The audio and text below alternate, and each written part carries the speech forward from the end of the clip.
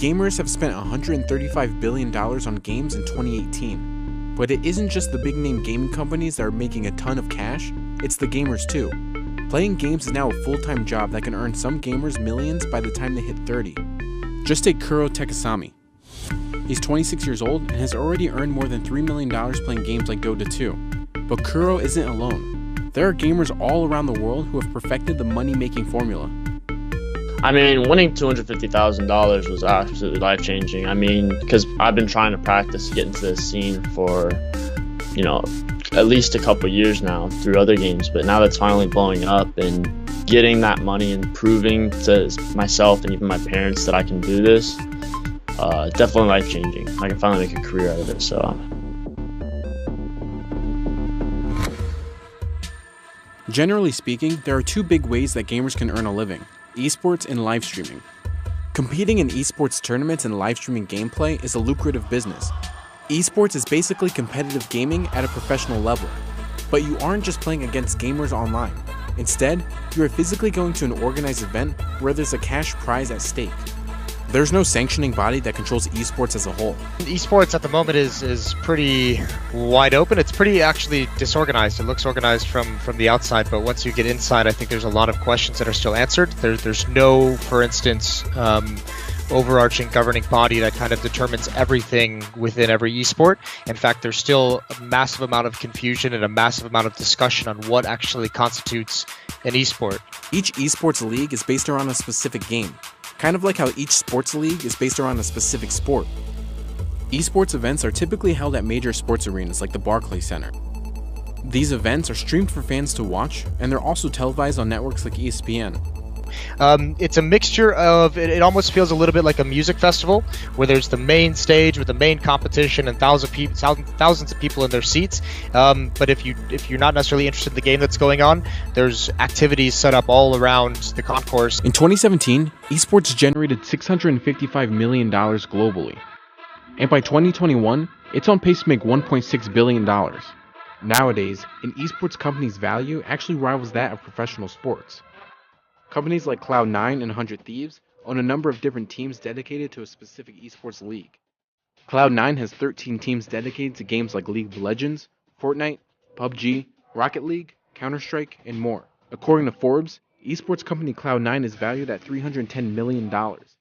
That's more than Major League Soccer's Seattle Sounders, which values at $295 million. Like any other sport, esports companies offer their players salaried contracts for a specific term. Teams can even trade their players to other teams. So what's a typical gamer salary? Well, salaries can vary based on what team you're playing on and what esports league you're in. Basically, signing to a team will, generally speaking, the contracts entail, they will pay you salary, generally speaking, and they'll get a small cut. I think the standard is around 15 to 20% of prize winnings. Some teams also do sponsorship deals, so if they have their own individual sponsors, you can get a cut. For games like Overwatch, minimum player salaries are $50,000. But for games like League of Legends, the average player salary is over $320,000. Players can also make more money on top of their base salaries. The gamers typically get a cut of the cash prize pool from the tournaments. Over the years, the cash prizes at stake in esports have gotten much bigger. Multiple tournaments now offer multi-million-dollar prize pools. The largest prize pool in esports history at a single event was Dota 2's international competition in 2018. That had a total prize pool of $25.5 million. First place took home $11.2 million, and second place got $4 million. Within Counter-Strike, as far as I know, the majority of the professional teams get the majority of the prize pool, where in the past, the organization got the larger chunk of it to kind of recoup expenses. Now, players are getting the majority of the prize money that they win. I think, some organizations might take smaller cuts, like 10% or something like that, and the players split the rest, but that might vary from game to game.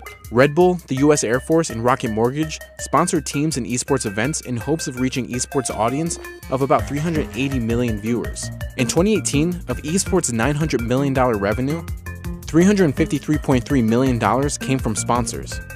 A company like Red Bull has 22 esports athletes, and according to Pesa, a typical Red Bull athlete pulls in an average of $91,000. But streaming live gameplay is another huge moneymaker. a Twitch streamer gets a lot of views. The Twitch streamers at the moment, make well more money, especially the really big ones, I think, than most competitive players do in esports. Sites like Twitch and YouTube provide gamers with lots of monetizable eyeballs. Over 850 million hours of content was watched in October of 2018, and its most watched game is Fortnite. You know, I was streaming full time for almost 3 years, but this past year streaming Fortnite, I've literally went from 80,000 followers on Twitch to over 1.6 million.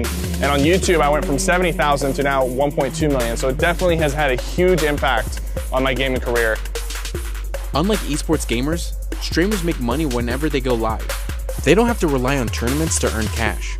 Streamers make money through paid subscriptions, bits, donations, ads, sponsorships, and merchandising. Fans will pay to subscribe to a Twitch partner streamer. Twitch partners are streamers that have a sizable audience and stream either part-time or full-time. So, the bigger the audience, the more money is to be earned. Cheer bits are digital goods that viewers can buy to support streamers' channels. Each bit is worth a penny. The more you buy and give it to your favorite streamer, the more money they get. Streamers like CypherPK has earned 210,000 bits from a single person during a live stream. That translates to $2,100. Then there are donations where fans can pay streamers whatever they want. Streamers can also earn revenue from ads that run on Twitch, or sponsor streams backed by brands like Scuf gaming controllers. Some gamers even have their own merch. I do have the other merch, but right now I'm just wearing the long sleeve red sweater. And you guys have one more day to buy the merch. Gamers like Tyler Ninja Blevin stream on sites like Twitch for 12 hours each day. That translates to him making more than $500,000 a month from Twitch playing games like Fortnite. With the global gaming market expected to hit $148.1 billion in 2019, and sites like Twitch growing its viewership by over 40% in 2018, gamers can expect to pull even more cash in the years ahead.